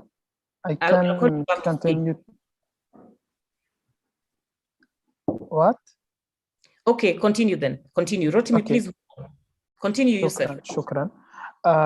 قلت أن العمل الذي تقوم به جمعية مبادرة وتنمية هو عمل هام. لماذا؟ لأنها توفر كما قلت فضاء لتطوير الأفكار المشاريع بشكل جيد، وهذا يساهم في إنجاح الأفكار وإخراجها على شكل مقاولات. وهذا أحد أهم الأهداف التي جاءت بها اتفاقية التبادل الحر، والتي يظل المغرب وفياً لالتزاماته تجاهها. فهنا فقط حاولت أن أسلط الضوء على دور المجتمع المدني في تشجيع المقاولة ودفع الشباب إلى مبادرات فردية تجيب عن الإنتاجات المجتمعية. وقلت قبل أن ينقطع الخط أن الرقمنة هي في بعدها الأساسي مواكبة للتحديات، يعني مواكبة للمستجدات، لكن هي أيضا تشجيع للبعد البيئي، أنها تحفظ البيئة. نحن أعتقد اليوم في رهان أو في سياق تغير مناخي يقتضي معه تعزيز الرقمنة بشكل جيد. فأود فقط أن أحيد كما قلت أن تجربة مبادرة وتنمية هي تجربة استثنائية، حيث أنها تعمل على تثمين المبادرات الشبابية في كل من مدينتي الصويرة وأكادير، على اعتبار أنها تجربة تمس مجالات الثقافة والرقمنة والتمكين الاقتصادي عبر آلية تقوية القدرات والتشبيك والتوعية، حيث يشكل هذا الثالوث آلية تدخل تستجيب لانتظارات الشباب بالنظر لكونها تتخذ لنفسها مدخلاً مؤسساً على مجال الثقافة والإبداع، والذي يعد أحد المداخل التي لا تزال تحظى بجاذبية كبيرة لدى الشباب.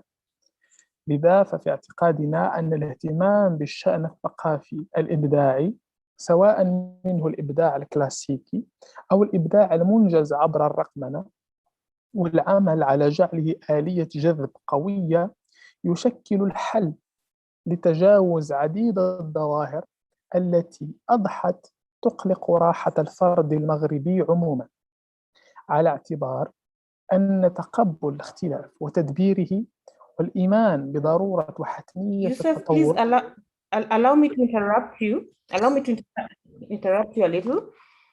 I hear you and I hear your point on youth businesses that offer solutions, social enterprises that are actually solving community problems. And I also hear you talking about digitization to address environmental problems like climate change as an opportunity for business for young people. But I'd like to bring in the other speakers, and I'm going to come back to you. Allow me to hear from Olawale about the challenges that he's experiencing in cross-border trade, and then I'll come back to you later. Olawale? Yes, thank you so much, Stella, and thank you to everyone. So I work for GR Farms, an agribusiness, and we operate right now in 3 countries in Africa. Yeah, the free trade agreement is a good initiative of the African Union and African heads of states who have put this together. But of course, there are some challenges facing the free trade, also from our experience working in different parts of Africa. So the first thing I would say is there can't be free trade without free movement of people. There's no way we can be talking about free trade when people cannot move around the continent freely. For example, it cost me, for example, about $200 to get a visa, a single entry visa to DRC as a Nigerian.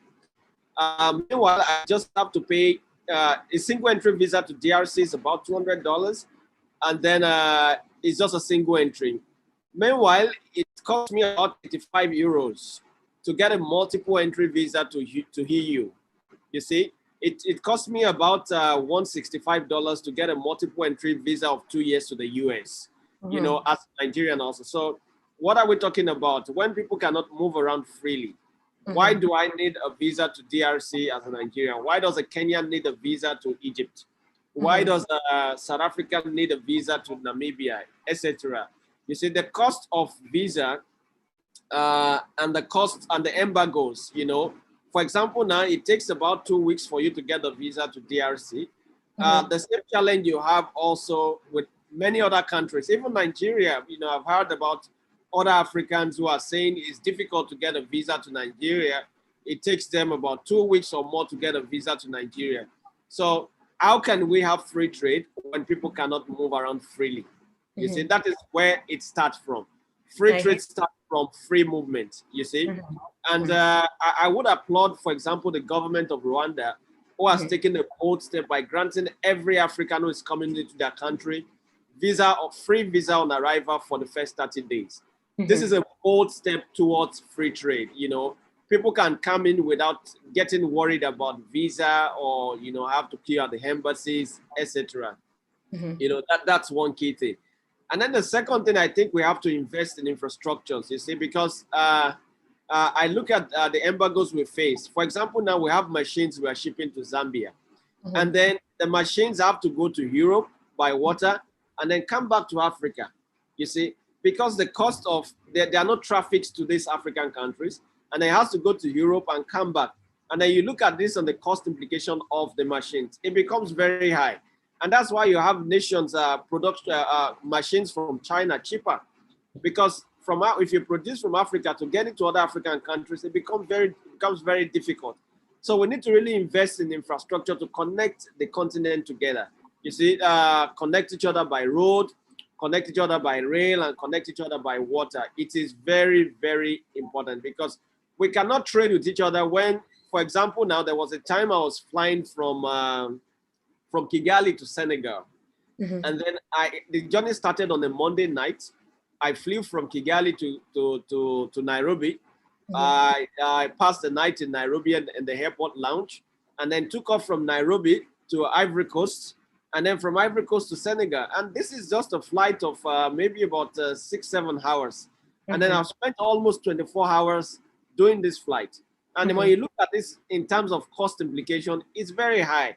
You look at the cost of a ticket, for example, from Kigali to Lusaka.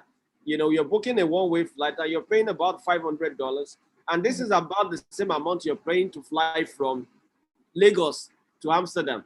You see? So, which is 6 hours flight, and then you're paying about the same amount for a 2 hours flight.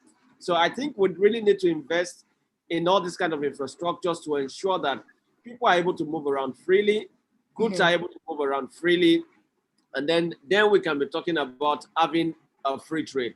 What we have now is on paper. In reality, it is quite difficult now. So I think these are... We are losing you, Olawale. While we are waiting for your network to stabilize, allow me to... The challenges I see from experience, and I think...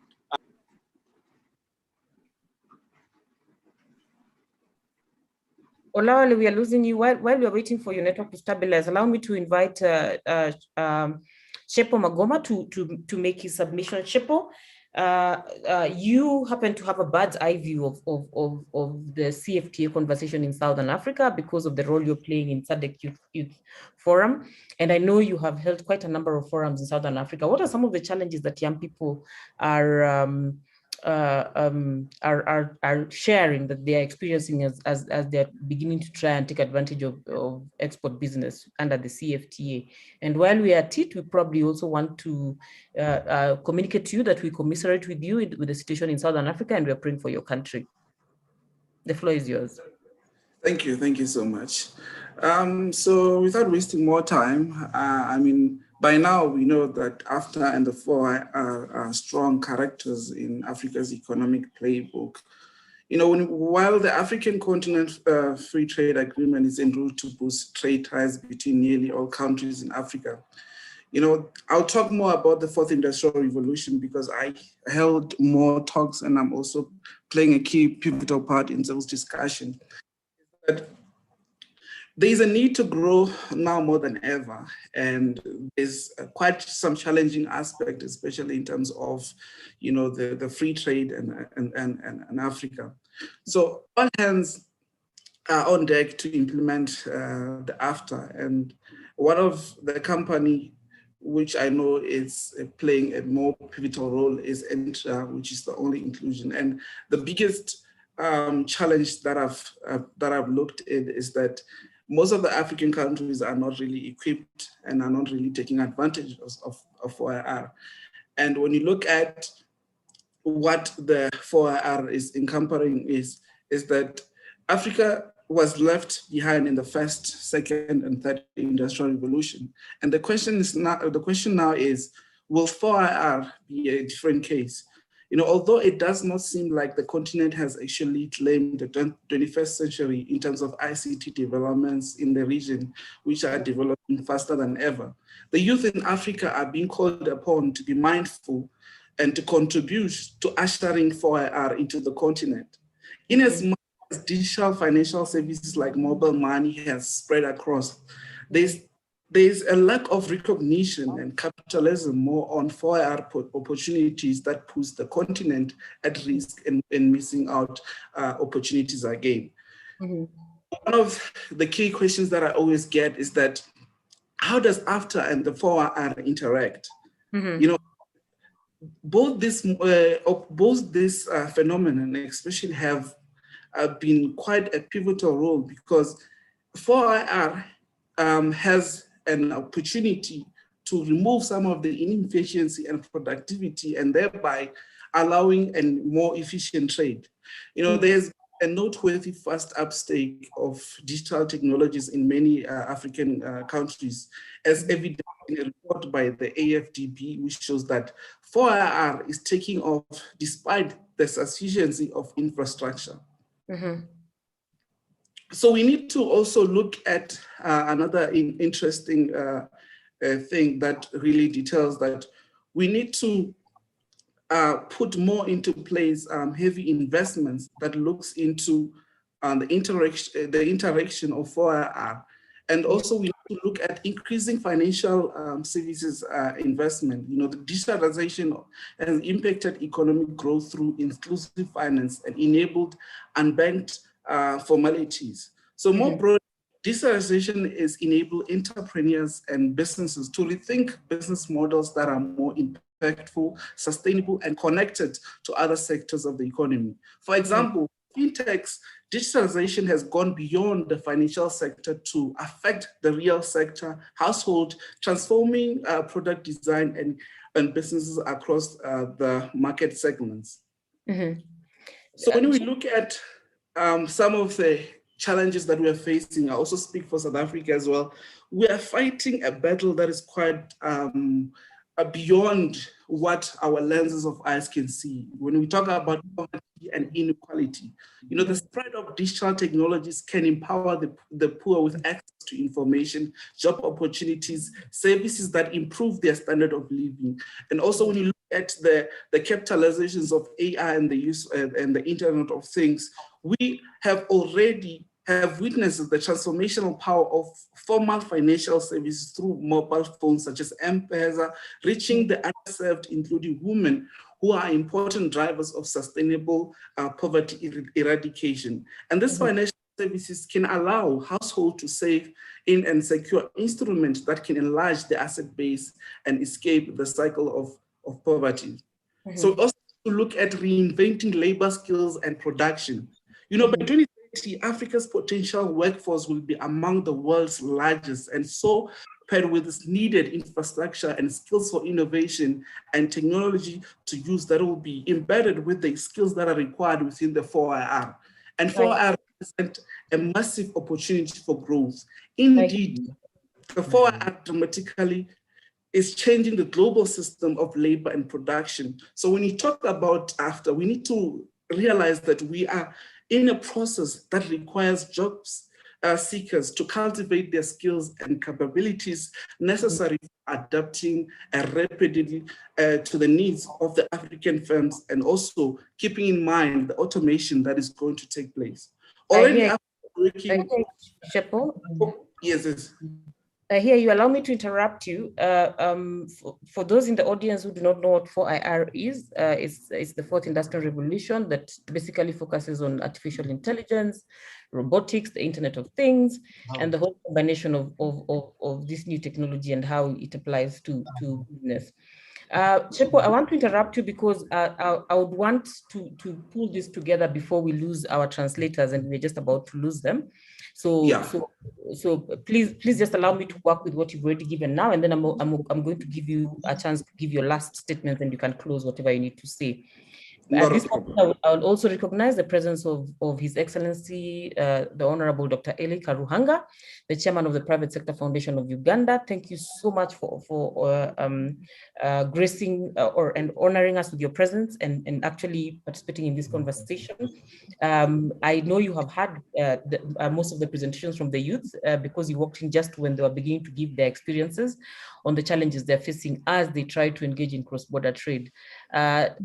If you don't mind, this would be a good time for you to maybe just give your reflections on what are some of the policy or process, changes or support that can be given to young people to ensure that then they don't have to deal with the challenges they have highlighted.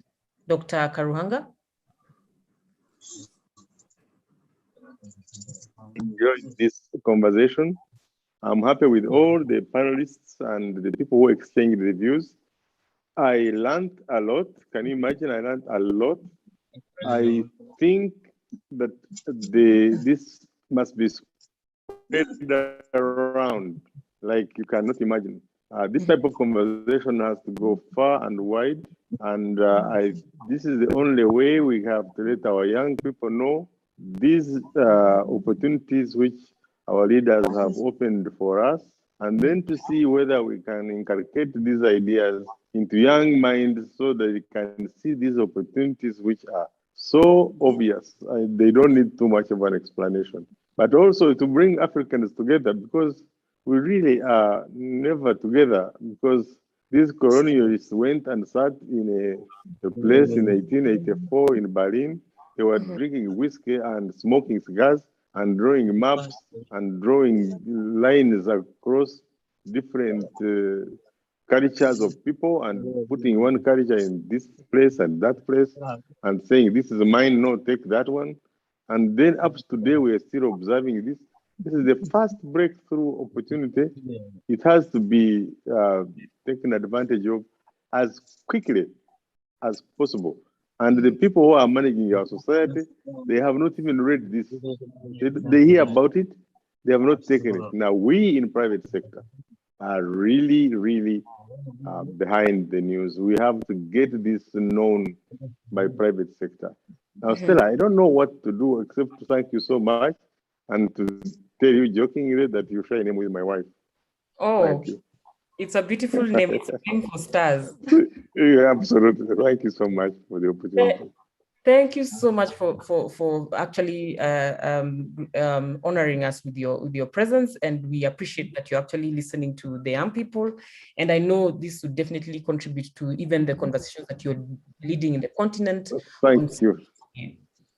It was Mr. Simwe who led me to join. I thank him very much. He's done an excellent job throughout this conversation, and I see him still responding to the questions from the youth in the chat room. So we are grateful. Thank you, Stella. I see Charlene Mombi asking, is he talking about 4RR? I explained, Charlene, that it's 4IR, and I told you it's the fourth industrial revolution. It has got to do with the, artificial intelligence, robotics, the Internet of Things, and just new technology. I'm going to allow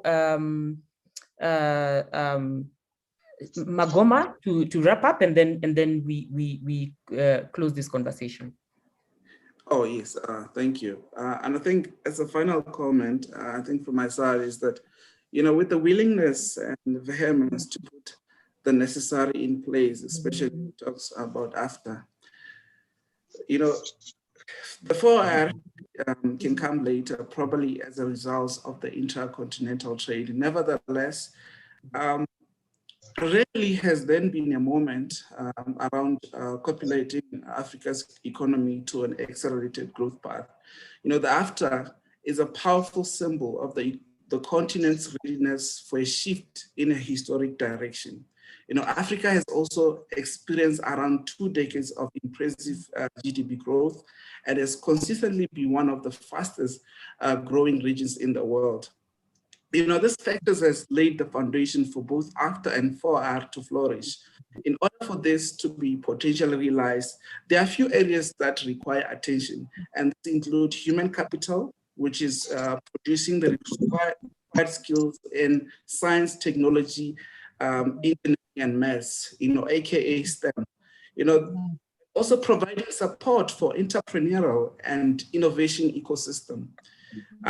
That importance of innovation and entrepreneurial capacity that is going to play in the role of AfCFTA. We need to develop financial instruments to take risks with startups alongside strong and stable capital markets, which is also vital. You can't talk about AfCFTA and leave aside infrastructure and development, which is access to stable electricity. I'm in South Africa, and if there's no load shedding, you're actually happy because you know that load shedding can come out of nowhere. But what about quality of internet access? It's actually quite important. And so we need a unified approach to data protection. And when you talk about cyber information security, because a lot of these things is going to be done on an e-commerce platform. So how are we preparing for that? So there's also a harmonization for a need for secure online payment systems, because if I want to buy something in Rwanda or something in a cross-border or Nigeria, there has to be a system that is in place. So that is my final comments there, and thank you, Stella. Thank you so much, Chepo, and especially for the very rich insights that you have made. I hear you talking about the whole 4IR technology. I hear you talking about use of e-commerce platforms. I hear you talking about easing travel. And I've also had other speakers actually talking about many other issues, such as addressing issues of human capital, networking of young people, and ensuring the businesses are providing solutions for Africa. Development of infrastructure for ICT, development of infrastructure for travel.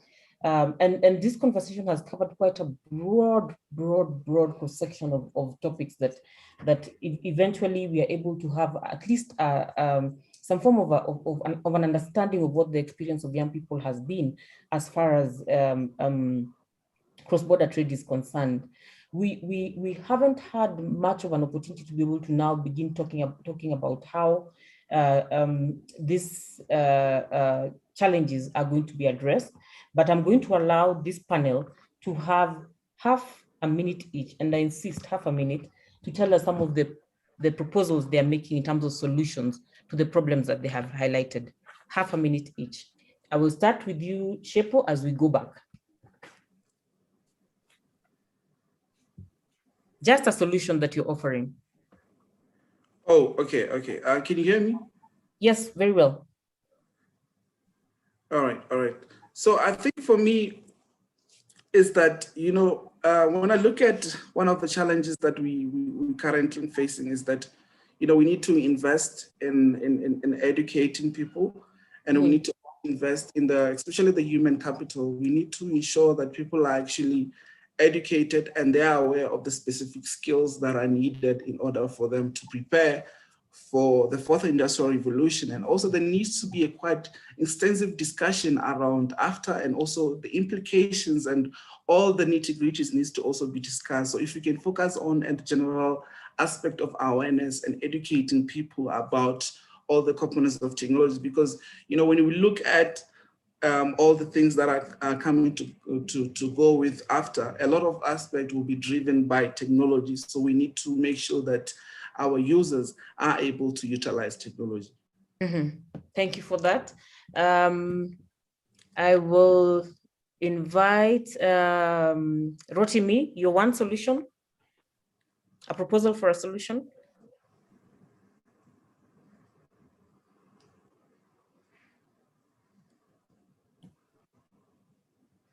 Rotimi? If Rotimi is not ready, could we hear from Ajamila Perez? Half a minute. What are you proposing as a solution to the challenges that the youth are facing with CFTA? Just one solution. Donc, pour ma part, je propose la régulation des marchés. J'entends par là de mettre sur pied une plateforme qui donnerait déjà la possibilité à tous les pays de la sous-région, donc tous les pays africains, d'avoir accès aux différentes offres. Également, de mettre en avant les différents éléments qui nous permettraient de savoir comment accéder à ces marchés et bien entendu le moyen de paiement qui serait à la portée de tous. Et derrière cela, il faudrait penser à la sécurisation des transactions qui vont être faites, donc également la qualité des services. Et il y a un monsieur qui est intervenu en parlant des infrastructures numériques. Il faudrait maintenir, accompagner les jeunes pour qu'ils puissent maximiser sur les infrastructures numériques de telle sorte que tous les pays africains, notamment en zone ZLECAf, que nous puissions avoir le même niveau d'infrastructure. Donc, en Afrique du Sud, qu'il n'y ait plus trop de problèmes de connexion, par exemple. Donc, vraiment mettre l'accent, les grandes entreprises pourraient investir, pourraient accompagner les start-upers à mettre l'accent sur les infrastructures numériques. Merci. Thank you very much for that. Thank you very, very much for that. Youssef, in half a minute, what solution are you proposing? One solution?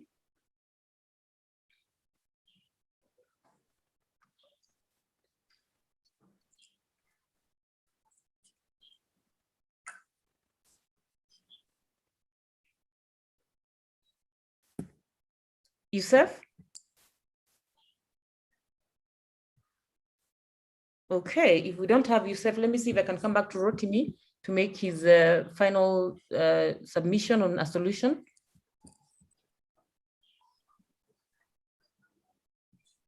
I think Rotimi is struggling with his network, so maybe this is the point where we're going to close the conversation. This has been a very rich conversation that has highlighted the importance of digitization, the importance of the fourth industrial revolution, artificial intelligence and the place of it and the infrastructure needed for it, for the youth to benefit from it. This conversation has highlighted the need for human capital across borders and maybe standardizing to ensure that you get the same quality of human capital across borders. It has highlighted the issue of access for women. It has highlighted the issue of networking and ensuring that young people are brought together to run businesses or create social enterprises that actually solve community problems. And of course, the issue of free movement of people and the infrastructure for movement to be able to promote cross-border trade. I can't thank you all enough for the contribution you made to this conversation. This panel of people is very experienced in their businesses, and you have very ably communicated some of the challenges that young people are facing. This conversation doesn't end here. We are going to compile a report from all the conversations that we've had here. We're going to document the challenges, we're going to document the opportunities, and of course, we're going to engage in a level of advocacy to communicate to different actors on what action needs to be taken. We'll plug into the conversations to promote youth participation, plug into the government conversations where they're proposing solutions on how they can be able to address these issues. And of course, within the REX, where we are doing a lot of work, we are also going to be proposing certain solutions to ensure that then we are also contributing to the positive outcomes towards youth participation in the CFTA. I really, really appreciate this panel. I appreciate the youth who have contributed in this conversation. May God bless you tremendously. And thank you very much for proving that I did not lie when I said you're a powerful panel that was going to help me in this conversation. Let me, at this point, sincerely appreciate your work, appreciate everyone, and I'm short of time. Let me appreciate the work that the translators have done throughout this conversation. We have extended by 15 minutes, and they're still doing simultaneous translation for us. We really, really appreciate that. Let me also appreciate all the guests who accepted to be part of this conversation, my guests in panel 1, my guests in panel 2, and your Honorable President, Dr. Eli Karuhanga, in this conversation. You have all enriched this conversation, and it is because of your conversations today, your contribution in this conversation, that young people in Africa are going to have a better experience with the CFTA. It's because of your input. Look out for our communication on the report from this conversation. Also look out for our communication on the launch of our scoping study on the youth participation in CFTA and their understanding of the CFTA. With that, I think I will call this conversation to a close. Khadija, I know you'd like to make a contribution. Karagwa, Rebecca, I saw your hand, but please, I'm requesting that you write whatever you need answers for on the chat room, and we will make sure that we personally respond to you, or we're going to request the guest who you needed to get an answer from to answer that question, and we'll make sure that we send it to you. Moses is here and he's noting and is going to follow up and ensure that you get all that feedback. So Karagwa and Khadija too, dear, please type in the chat room. Beatrice?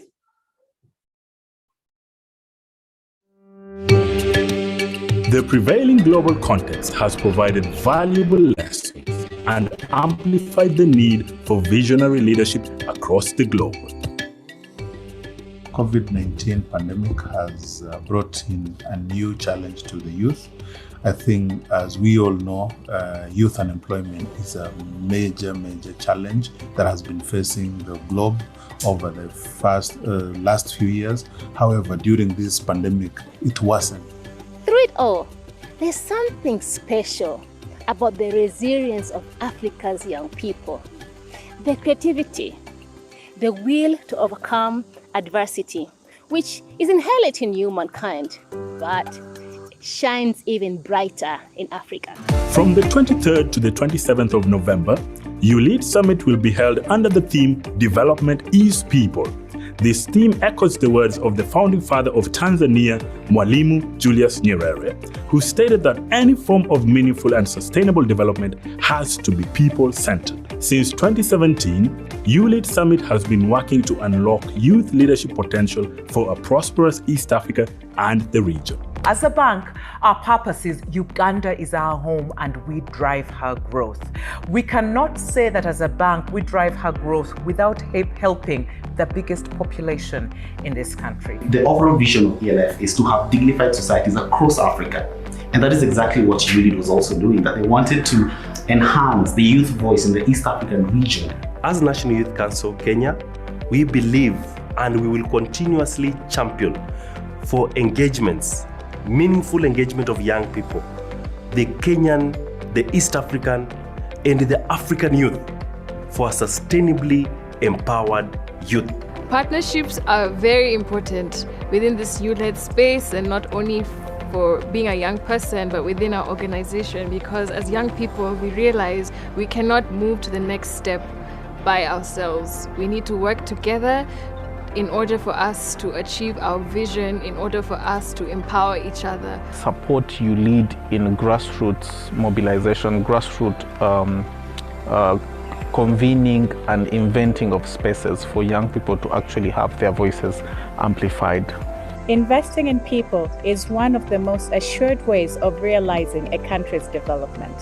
We're therefore coming together this November, not only to talk, but to craft practical solutions for the prosperity and development of African youth.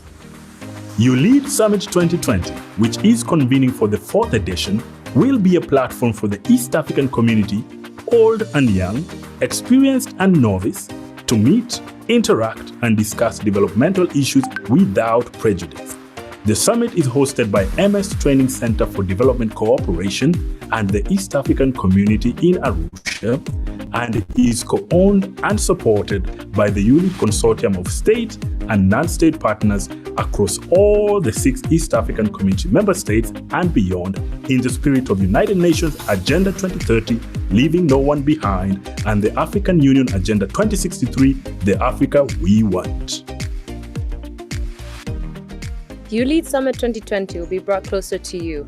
We're making it possible for everyone to participate from anywhere. With qualified delegates, speakers, and mentors forming a limited physical audience under COVID-19 prevention standard operating procedures. The first setup will be the Regional Command Center, where sessions will be held at the EAC headquarters in Arusha, Tanzania. Day 1 will be dedicated for the Under 40 Political Leaders Forum, Reinventing Leadership for East African Millennials. Day 2 will be the East African Youth Forum on Peace, Youth at the Center of Peace Building and Conflict Prevention. Day 3 will be the Under 40 Business Leaders Forum, Accelerating Economic Opportunities and Decent Work for Youth, which will be crowned by the Youth Enterprise Awards Gala Night Dinner. Day 4 will be the Post-Summit Agenda, and Day 5 will be the East Africa Youth Parliament, popularly known as the Vijana Assembly. These platforms will enable 10,000 delegates to participate, network, and engage in real time through audio and video chats, as well as interact with key partners and organizations supporting youth development in East Africa and beyond. I personally look forward to the Under 40 Business Leaders Forum. Karibuni and all the nice ones to the ULEAD Summit 2020. We therefore invite you to participate in ULEAD 20 by either applying to become a delegate or partnering with us to prepare for the summit and implement the outcomes. To apply as a delegate, simply visit www.uleadsummit.org and send in your application. To partner with us, you can contribute towards the overall budget, or you can support by adopting a booth, support a thematic day of the summit, or support a selected or nominated delegate to participate in the summit. I personally look forward for the Political Leaders Forum Under 40. Welcome to Youth Lead 20. I want to welcome you all to ULEAD Summit 20. Yay! Thank you, Beatrice. Thank you so much for the pause. We have a very important announcement to make. We have a huge event coming on the 21st of July. We shall be hosting a fireside chat with the Regional Director for UNDP Africa, Ms. Ahuna Eziakonwa. So look out for communication on our social media sites. We are going to be sharing comms material within the weekend. You'll get the time and the details of the meeting. Don't miss that conversation. I promise you it's going to be fire by all means. Please be there. You're all welcome. Thank you.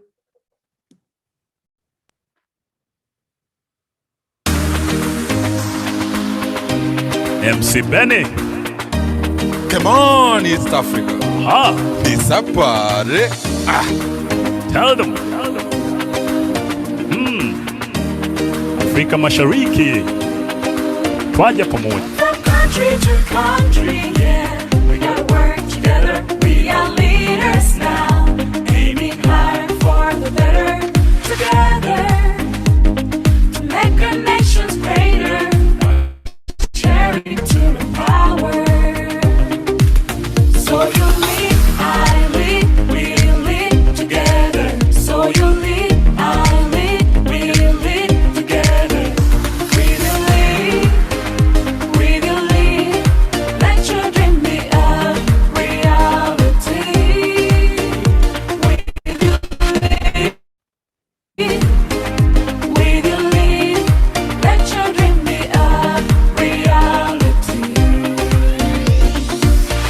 will shape with responsibility as young people with ability. Here we are to take the opportunity to raise the flag of East Africa. Together with love, together with peace, together respond to our need, together transform our community as we see light and a brighter future. Let's join hands for youth and women. Let's join hands for youth and women. Afrika Mashariki yote twaungana, vijana vijana toka Kenya, Tanzania, Uganda, Burundi hadi South Sudan na Rwanda. Twaje pamoja ili fanye nini?